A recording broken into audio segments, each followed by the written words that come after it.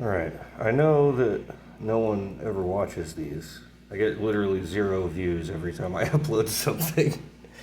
So most of the time I'm making these videos for posterity, for, whenever I finally make it or something like that. The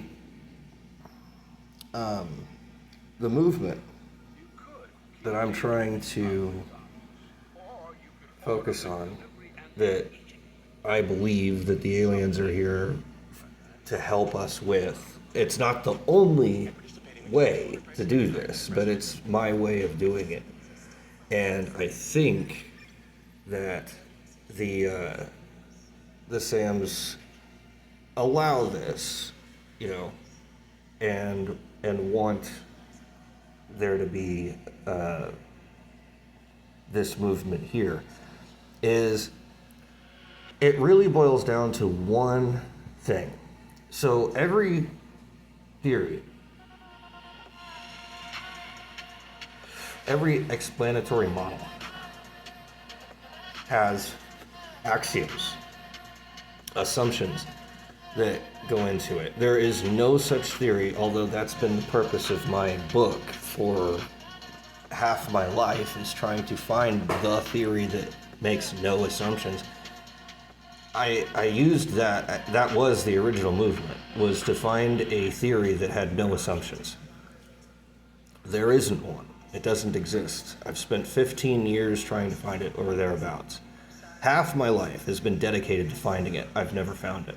In fact, I found the exact opposite. I found that there's an infinitude of ways of explaining things, and they are contradictory to each other, but yet they're still logically valid. And this is why we have Boolean logic rather than Aristotelian logic. But every single theory, every single explanatory model, every worldview, every paradigm has assumptions. Everyone makes assumptions. And if people have a theoretical representation or image of their soul that you can measure, it's in their axioms. What is it that they're assuming? When they bring something to the table, what did they smuggle in? So, my theory makes an assumption also. It makes several, but the key axiom that the entire theory is founded on is the axiom of choice, which is kind of ironic and funny considering Zermelo's set theory is a pile of shit and its feature is the axiom of choice. Same name, not the same idea. So my axiom of choice, as contrasted with Zermelo's, is every single subject, every single living being should morally have at least 3 viable choices all the time, everywhere, for everyone, no matter what they've done, no matter who they are. They deserve to have 3 choices. So there's several things that will kind of make this a little bit more tangible and substantive. I don't believe in capital punishment. I don't believe that you deserve to kill people at any cost. I don't think that there is such a cost greater than the cost of a life. Not a human life, a life. Now, I'm not perfect, I'm not Jesus, and like Saul Alinsky pointed out years ago, I don't follow my own standards perfectly. I should be a vegetarian by that standard, but I'm not. I eat meat every day. I ate a burger last night from Good Times. I'm not perfect. I don't subscribe to my own paradigmatic worldview perfectly. I believe in it, but I don't follow it. At least not yet. I will, but I haven't yet because of calories, but that's a tangent. Anyway, there are several things that entails. The first and foremost thing is you cannot kill anyone and then morally justify it. There's no such thing as capital punishment that's righteous, according to my worldview.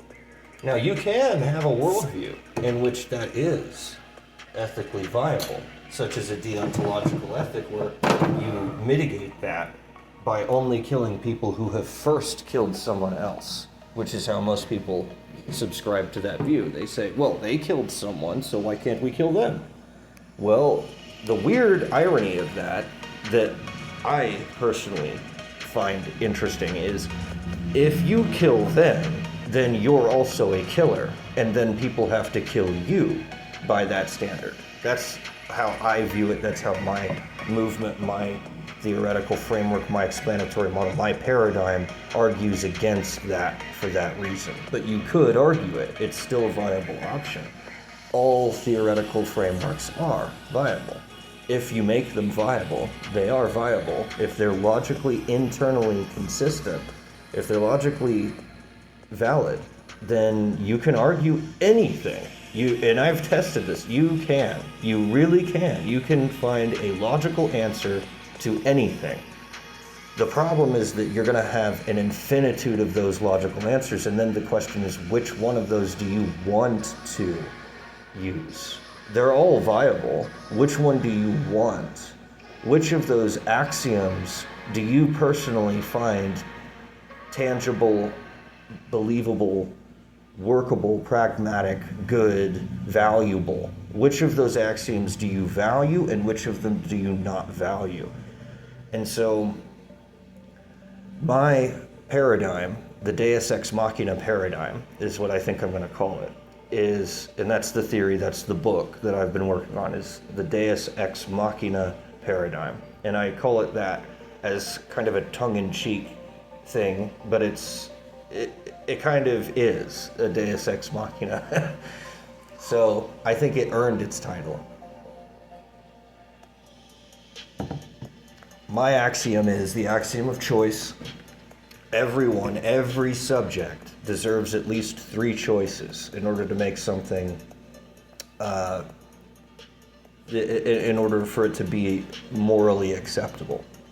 That's my axiom. It's an assumption. It's an arbitrary assumption, but I make it because that's what I value. If you don't value it, you don't have to make that. That's the beauty of it, is you don't have to. You don't have to join. You don't have to believe. You don't have to listen. You don't have to agree. But if you do, then there's a whole system of integrated derivatives from that axiom, all the way from, the foundation of ethics, which is consent-based ethics, which allows, for example, for homosexuality. I have no problem with it. I don't like it myself. I don't engage in it myself. But if someone else wanted to, I don't have any problem with that. I don't think that there's any moral quandary there. Although if you were a fundamentalist Jew or a fundamentalist Christian, fundamentalist Muslim, then you would find an ethical quandary there. I don't. I personally don't. I don't think that God would judge me if I were gay, and I don't think that God would judge someone else if they were gay. And there's a hell of a lot more implications there. But that's, we've got no capital punishment, pro-gay sex and marriage. I believe that they should be able to form a civil union. And vegetarianism, and I think these are starting to give you a color or a kind of a base picture of like what the theory stands for and what it stands against. And I definitely stand totally against brutality, which is the reduction of choices to 2 or less, of totalitarian regimes, Nazi style, or Stalin-esque type of movements. I'm totally against those because they violate that axiom of choice. Freedom of speech, absolute freedom of speech.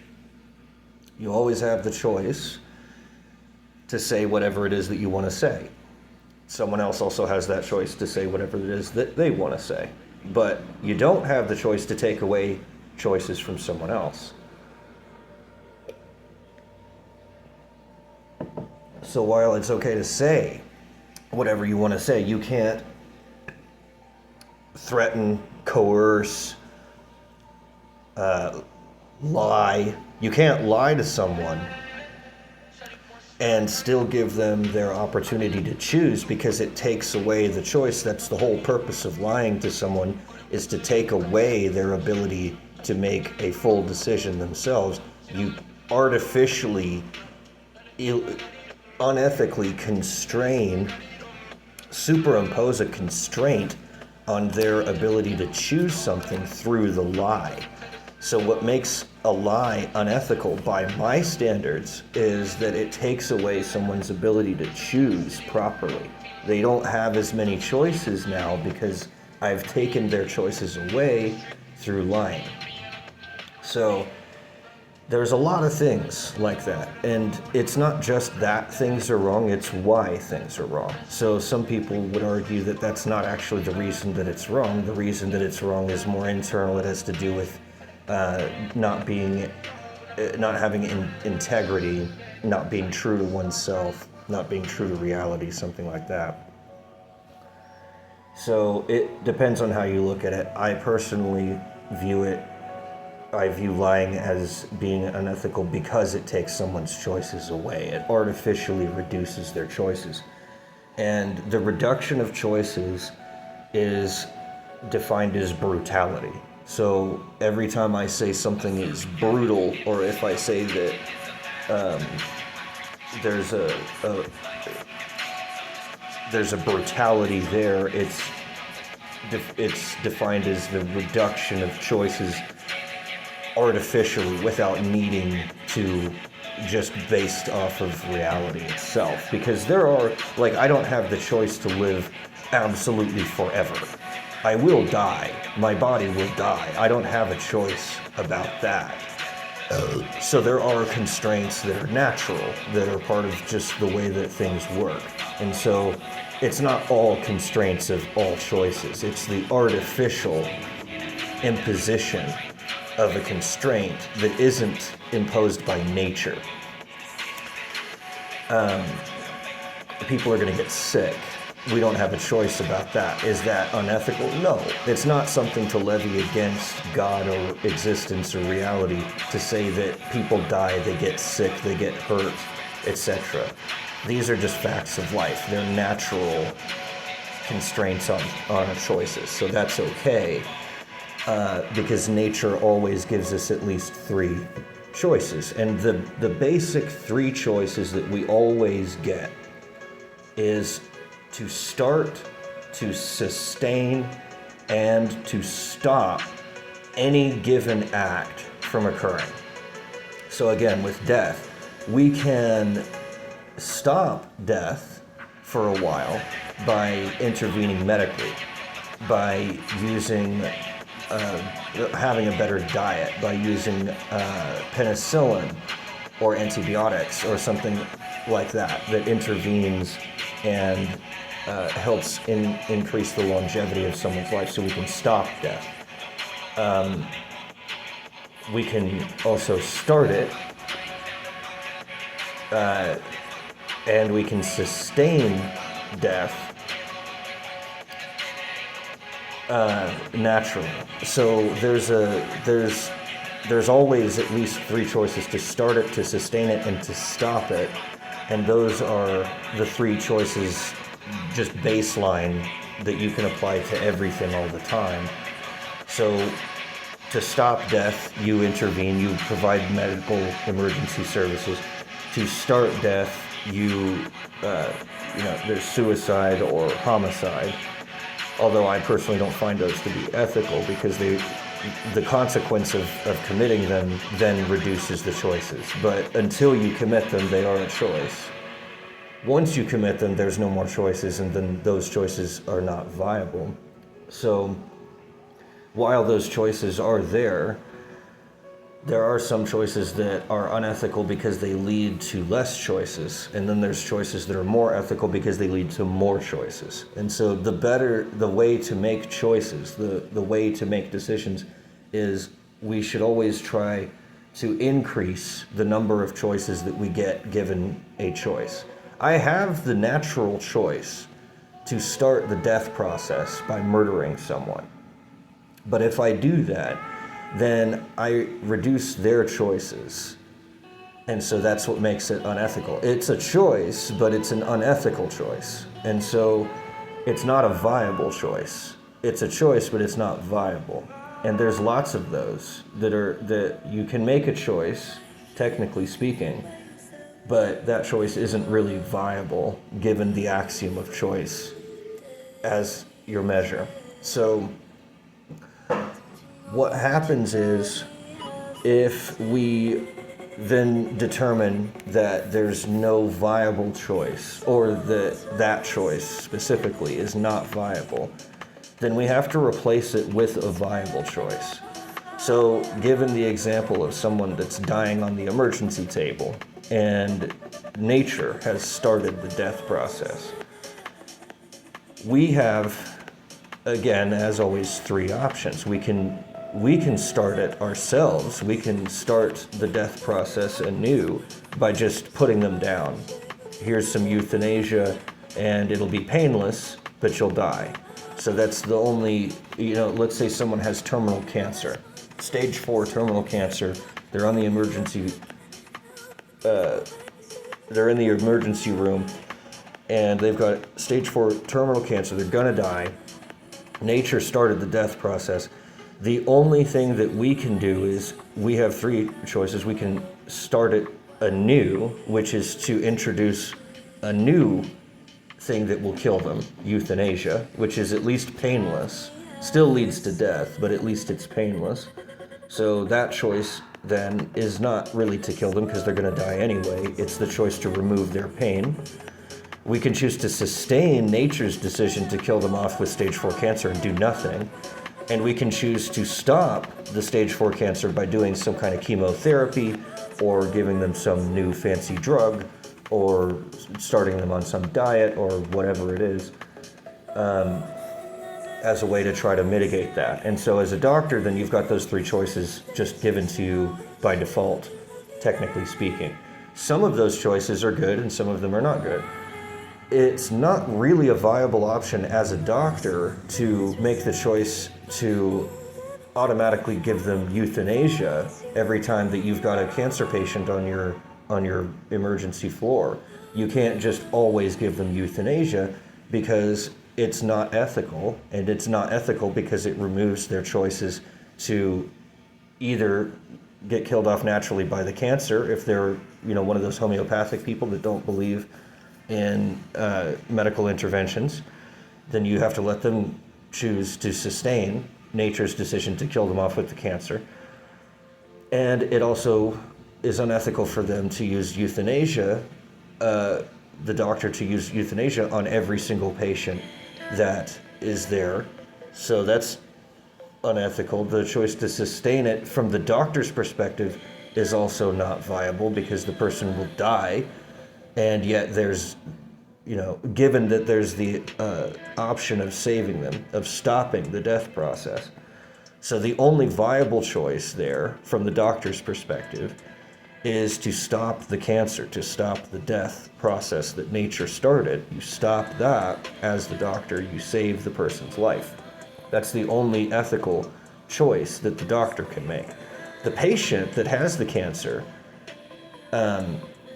likewise, from my standard, from my viewpoint, from my paradigm, the patient also only has the viable option of stopping the cancer, if they can, to exhaust all their options of stopping the cancer, and only choosing the euthanasia or natural dying process if stopping the death process fails after they've exhausted all of their choices to stop it. So now we're talking about the choices being reduced from 3 to 1 major choice, which has a bunch of subsets of choices, thank God. So there's not only one viable option for stopping the dying process. You can give that cancer patient chemotherapy, that's one. You can give them what is that, CBD oil, that pot derivative oil from it that's supposed to be anti-carcinogenic. You can give them some experimental drug. You could give them some experimental procedure. You could try to surgically remove the cancer. If it's a tumor or something like that, you can try to surgically remove it. That's a choice. It's a sub-choice that's derived from the choice of stopping the cancer. Now, let's say we have exhausted all of those. We've tried surgically removing it, that didn't work. We've tried chemotherapy, that didn't work. We've tried CBD oil, that didn't work. We tried the experimental drug, and that also didn't work. We've exhausted all the possibility of stopping the cancer. So now we revert back to the two. And this is something, again, the doctor didn't do. It's just nature taking its course. Nature has constrained us now to either using euthanasia, starting our own death process, which is at least painless, or sustaining the death process that nature already gave the person through, allowing the cancer to finish its course naturally. And nature has constrained us to those two choices after we've already made our ethical choice to save the patient's life and stop the dying process through all the means that we just listed. After having exhausted those means and finding that they weren't actually viable to begin with, now we have to go back to the first two choices. Do we either give them euthanasia or not? And that goes back to the patient, because both of those are equal to the doctor. The doctor starting the euthanasia dying process, which is painless, is equivalent to them not starting it and just allowing the cancer to finish its course from the doctor's perspective. So it reverts to the patient as to which choice they wish to make, because the doctor's choice is equal either way. It doesn't make any difference to the doctor, although the doctor, in valuing the patient's health and wellness, would probably choose the first option of stopping it with euthanasia, because at least that's painless. But the doctor might also be a homeopathic doctor or some other doctor that has some kind of a paradigm that doesn't allow for that, or something like that. So then the choice goes back to the patient. They're the one that has the cancer. They're the one that gets to make the decision, because they're the one that has their choices constrained if it fails. So since they're the one that has the choice, they're the one that makes that choice, because it's their choices that are being constrained by nature. It's their choices that are going to end from the cancer killing them off, if it does. So then the ethical choice is for the patient to choose whichever one they want. They can choose to either die painlessly by allowing the doctor to stop the dying process that nature provided through the cancer using euthanasia. Or they can choose to sustain nature's decision to start the dying process through cancer and continue to die from the cancer without taking the euthanasia, which would probably be more painful, but it's also more natural. That's up to the patient. So that's how you use it in a quick, cut and dirty way of looking at it. Quick and dirty crash course of using this axiom of choice. That's how you use it. So the movement that I'm trying to form, I'm still trying to form it theoretically. Up until today, I didn't have an axiom of choice explicitly stated, although it's been in the mix for a long, long time. I'd say I've had that in there for probably a year at least, if not longer. But today, I'm officially declaring that is the fundamental axiom that I assume to be true, and I try to derive everything from that single axiom of choice. And it's so simple, but you can already see how it works. It's actually really elegant, surprisingly, and it can get really complex and really sophisticated. So, for example, I also have to reject the religious fundamentalist view that God is in control of everything, because that would be unethical. And I can't follow a God that prescribes a life for me or has a quote unquote plan for me, and everything is fated and there's no way of making my own decisions, and God just is in total, absolute dictatorial control over absolutely everything in existence. I have to reject that view on the basis that it is unethical from my standpoint, from the assumption that I make about that axiom of choice, says that the God that's in control of everything is a dictator and a tyrant and is evil and cannot be considered benevolent because he has taken the choices away from everyone. Now, you could try to weasel it in anyway by saying that since God created nature and the axiom of choice allows for natural constraints, that then God could create a nature in which those choices were just naturally constrained. That people don't have a choice because everything is deterministic anyway. And there's a bunch of people that believe in determinism. Again, I don't. Because if everything were determined, then it reduces the power of the axiom of choice to simply choosing to accept or not accept. And even further, that we don't even have that choice because that choice was determined also, then the axiom of choice basically becomes valueless. It doesn't really have any value or any merit according to the deterministic worldview or the deterministic paradigm, because according to the deterministic paradigm, there are no choices. And so you can really start to see, like, where does this movement, where does this theory, where does this idea, this paradigm position itself relative to other positions. So it's definitely against determinism because determinism reduces it to nothing. If there is determinism, if determinism is actually true, then there is no choice, and so the axiom of choice can't be our basis of value and judgment and goodness and morality and ethics, because it doesn't exist to begin with. So according to a determinist, the axiom of choice is silly. It's just a valueless proposition. But to someone that's like me, that doesn't believe that things are determined, it's great. It makes perfect sense to me. So is that a choice? Of course it is. You can choose to believe, despite the fact that Heisenberg's uncertainty principle makes it impossible for us as mortals to derive the positioning of these particles along with their momentum, to know it, to extract that information, given the Heisenberg's uncertainty principle, is impossible. However, that does not mean that the particle itself didn't have a prescribed, natural, determined position and momentum. It just means that we can't know what that is.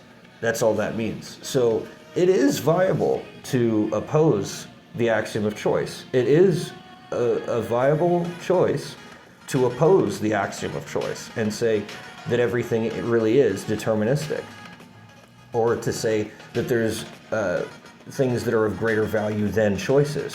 For example, you could be a utilitarian, and you could argue that the choice, while there, isn't the most important thing. It's the effect that the choice has that's the most important thing.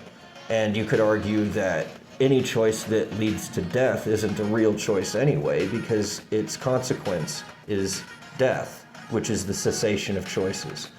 So you could say that, for example, as a utilitarian, the difference between allowing the patient to take euthanasia and allowing the patient to die naturally from cancer are of equal utilitarian value, because they both lead to the person dying, irregardless of how they die. Now, you could also factor in the pain of dying from the cancer versus the painlessness of dying from the euthanasia, and argue as a utilitarian that the euthanasia is the more viable option because it doesn't have the effect of pain, and you could factor that in. But that would be up to the utilitarian, because utility is, it's kind of a malleable, ambiguous term. What do you mean by utility? So the way that that's measured is up to the person that's measuring it. So the opposition to the axiom of choice and the opposition to my paradigm are plenty. There's plenty of alternatives. Utilitarianism, determinism, fundamentalism, and those are just to name a few. There's several more, but those are the major ones that come up off the top of my head.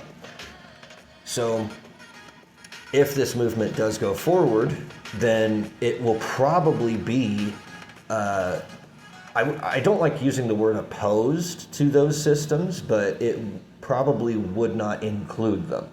Those systems would just be left to do what they do, because again, according to the axiom of choice, they deserve to make whatever choices that they want to make, and they deserve the choice to stop the movement. If they want to try to stop it, that's their choice. I can't really ethically argue that they shouldn't have the choice, that they have to somehow paradoxically be forced to accept choices.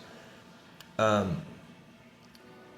suppose I could create that, but I don't want to. I would prefer it if those systems just remain separate but equal. And I know everybody hates that phrase, but that's how I like to look at it, is they're equal, but they're separated. They have their own system over there, and we have our system over here, and we just don't fuck with each other. We're equals. We're not the same. We're not identical. We don't all belong to the same system, but our systems don't devalue each other and say that, well, your system just shouldn't even exist, I'm going to destroy it.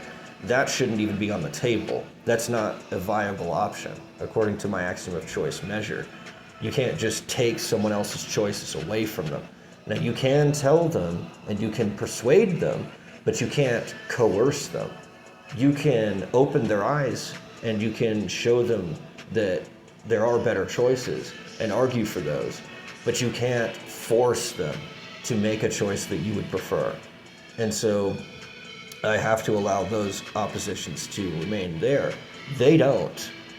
The fundamentalists, if they get pushed far enough, they could argue that my system could just be absolutely destroyed and argue that that's ethical. It's very ripe for the picking for a fundamentalist religious terrorist, because it supports gay rights and it devalues the fundamentalist God that is in control of everything. So according to that fundamentalist, it's evil, and the axiom of choice is evil, and it's Luciferian, and blah, blah, blah. I mean, you can really get hard into the paint on that if you wanted to. It takes a risk to say that the axiom of choice is something that you believe in, because there's more than just gay rights. It goes against the fundamentalist God and calls that God a tyrant. So, yeah, I mean, it has some deep implications. And, that's been on the docket for quite a long time. Is that something that I'm willing to risk? Am I willing to risk my own soul because the fundamentalists could be right? That maybe that God is the real God. That maybe God really is in total control, and I really don't have any choice other than to just accept that or not. And if I don't accept it, then I'll go to hell and everything will burn and blah, blah, blah. And at the end of an eternity, at the end of an age, at the end of an eon, after we've all burned in hell for eternity for my bad decision, then God presses the reset button and we all start over again, and hopefully we make the right choice the next time. Maybe that's what happens. I don't know. I have to risk that that's possible in order to support this theory. So it's not an easy choice to make by any stretch of the imagination, and nor are any of the other paradigmatic choices that people use to axiomatically assume as being true without having any proof. You have to have that faith, and that faith is risking everything in existence, because every choice that I make, every time I say such and such is true and such is not true, I affect the entire reality that we live in, because we're all interconnected. If I choose to shit my pants in the elevator, it can cause a terrorist attack in London. Through some crazy ass butterfly effect, it can cause these ripples throughout all these other systems that it eventually has some consequence that is so far removed from anything that I was even aware of to begin with that it'll blow your fucking mind. The black swan events that happen in the world and the butterfly effects that happen in the world are very real, and they're documented, and they do happen, and they are a part of the risk factor that needs to be taken into account when people make decisions. All of that being considered, I still support the axiom of choice. I believe that the axiom of choice is, for me, the most viable choice that I can make, the most valuable axiom that I can assume to be true.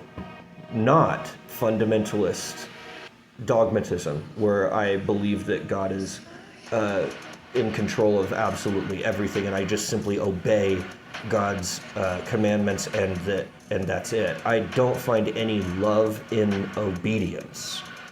I don't find any love in acquiescence, in a lack of curiosity, or in a reduction of existence to a yes or no acceptance rate. I just don't buy it. It doesn't move me. Is it true or not true? No one will ever know here, in reality, in physical reality. No one will ever know if that's true or not. But I don't believe it is. And so I'm going to risk my soul. And I'm going to risk the souls of anyone who follows that same belief system by making that choice. It's a big risk, but I make it because I can't find anything that I can sit with. I've experimented with it. I've tried blessing strangers who have struck me on my cheek and stolen from me and blah, blah, blah. And I just can't sit with it. I know what the scripture says. I know what God's commandments say. I know what Jesus's paradigmatic worldview was. And I simply can't follow it to the degree to which he followed it. I can't do it. I just can't. It won't sit with me well. It's like, I can dress the way that my dad says that I should dress, but it's not expressing who I really am. And the choices that I make in regards to the analogy of choosing which clothes to wear based upon what dad says is I can't tell one set of clothes from another. They're equal to me because they don't speak to me. They don't make any profound fundamental difference to me which outfit it is, because it wouldn't be one that I would choose anyway. So it's just something that I just can't accept. And maybe that's how God made me, and I'm not supposed to accept it, and I'm just supposed to be radically against that fundamentalist God. Maybe that's how God made me. So I just have to accept that that's the case. And I don't do it lightly by any stretch of the imagination. I've had panic attacks, and I have had several of them about this and the implications thereof. I've deeply considered the risk, and I still make it because I can't sit with anything else. So the axiom of choice is the fundamental principle axiom from which everything else in my theory, everything else in the movement, in the city, in the politics, the economics, and the culture, all derive from that singular axiom of choice. That's the one measure that I can't say is less than fundamental for me. It's the most valuable thing that I have in my life.